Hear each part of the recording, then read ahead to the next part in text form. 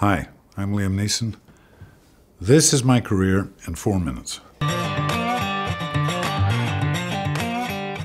Excalibur was life-changing in lots of ways. I was always a big Arthurian legend fan, and to be on set with these beautiful shining coats of armour and on horseback and having sword fights was I'll never forget that feeling. You always learn from good actors. You always learn from bad actors, actually. I was very fortunate on The Bounty to work with Anthony Hopkins, Daniel Day-Lewis, Laurence Olivier, believe it or not, was in the film as well. Bernard Hill, to name just a few.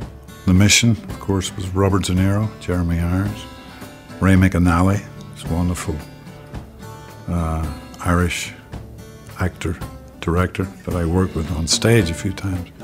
Yeah, they were particularly extraordinary experiences. Yeah, I had no idea Darkman would become a cult favorite. Terrific fun to make.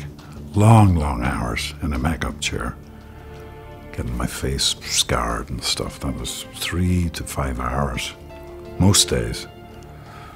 And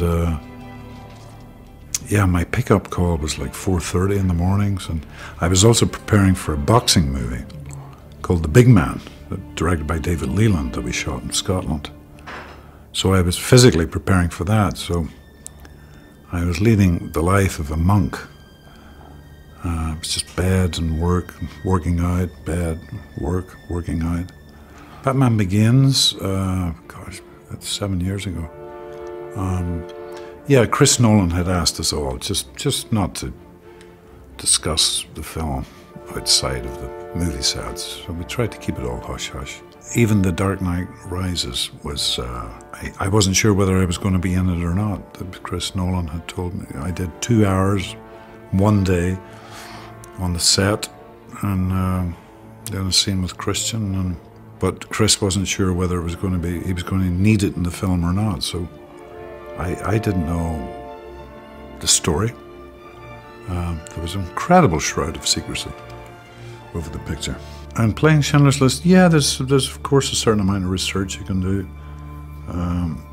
and God knows there's any amount of literature on the Holocaust. I actually avoided reading Holocaust literature because my character's actually living through that period of time and not realizing what's happening. I remember my reading material was actually a wonderful American writer called Cormac McCarthy, who wrote All the Pretty Horses, The Road, Blood Meridian. A writer who can evoke a sense of violence that's, he's almost like a Herman Melville who wrote Moby Dick. That was my reading, research for Schindler's List. I didn't, I mean, I thought Taken 1, the first one, was a very, very terrific, compact, cool European thriller, but none of us realized there might be the potential of a Taken 2. But the writers came up with a terrific scenario, so Taken 2 stands in its own right. You don't have to have seen Taken to enjoy Taken 2. It's a really cool movie.